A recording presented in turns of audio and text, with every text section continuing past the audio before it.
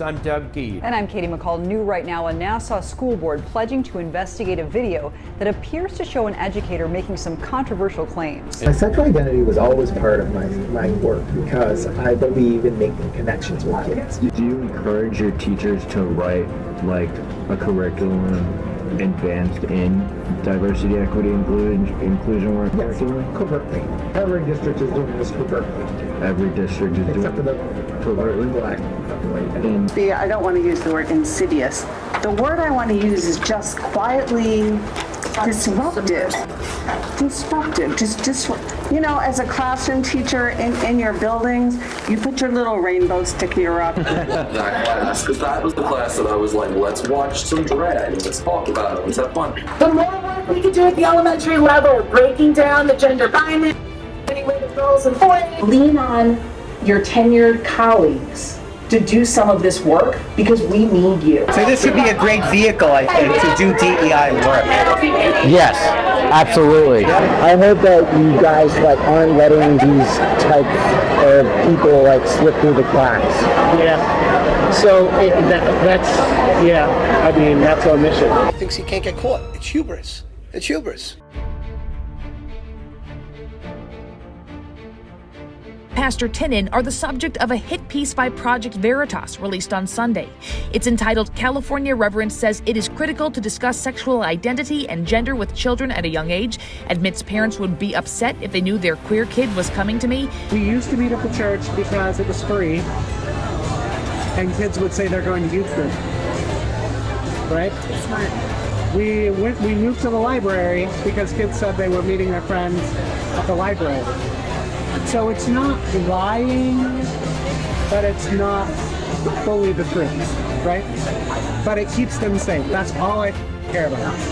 In my mind, how communities thrive is through intergenerational relationships. The school district decided to part ways with the landing spot following the release of that controversial video. My name is Aaron Stevenson, and I was fired from the Department of Homeland Security back on February 10th. The first time I went to Project Veritas was in the summer of 2021 because I came across evidence that there are children being sponsored by transnational organized criminals. Third time I came to Project Veritas, I was under investigation from the first two times I came forward, but I came across evidence that a lot of terrorists came in during the evacuation of the Kabul airport in August 2021. My goal is to inspire action to safeguard the lives of migrant children.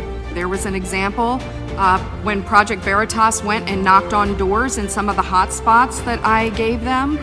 A 16-year-old girl said she's being pimped by her sponsor. Stop retaliating against the people who are trying to tell the truth to save the children.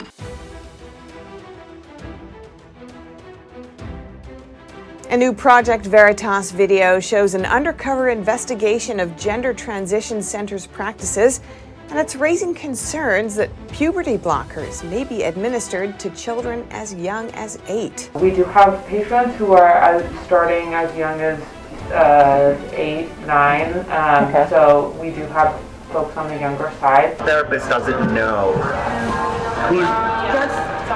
what right does she have to tell you that you need consent to come to us? We don't require that at all. So we brought in our own therapist to write off letters to rubber stamp our surgeries. The amount of crossover between folks who are somewhere on the spectrum and some also somewhere on the LGBTQ spectrum as well. The permanent effects of testosterone are things like facial hair, body hair, enlargement of the clitoris, clitoromegaly. Yeah, I mean, I've seen it on 11, 12-year-olds.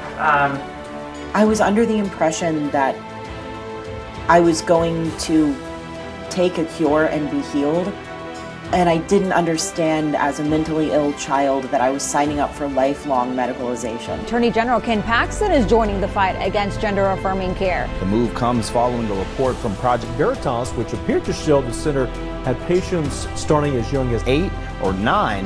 And doctors working at Dale Children's Adolescent Medicine Clinic are, quote, departing, according to their spokesperson. This comes a week after Attorney General Ken Paxton announced an investigation to find out if the hospital is performing gender transitioning care for children.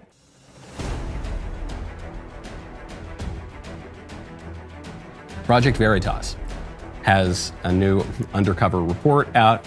It's an extremely disturbing report. They infiltrated a pedo ring that's on the internet, and they were able to track down some of the people who were participating in this pedo ring, people saying the most horrible, horrific, disturbed things you can imagine. We found this website called .tl. Are you familiar with this?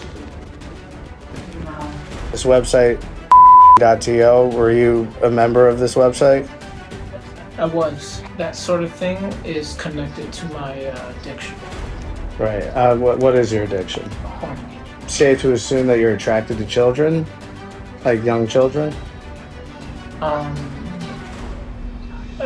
did have a fetish, but I had therapy to help me get over that addiction. So you traded CP? No. You never traded? I just viewed them.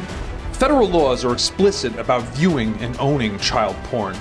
18 U.S.C.A. 2252, quote, any person who knowingly possesses or knowingly accesses with intent to view any other material that contains an image of child pornography, including by computer, such person shall be fined under this title and imprisoned for no more than 10 years or no more than 20 years if the child is younger than 12 years old. The goal with all the data that I received after we investigate is to get these guys arrested and for any of the victims to be coming forward and to be saved from these scumbags. Basically, they're just caught in the middle. Like, it's the county, it's New York City, you have these migrants, and now the hotel is like, it's like being pulled apart by both sides. Yeah, but they obviously want the money.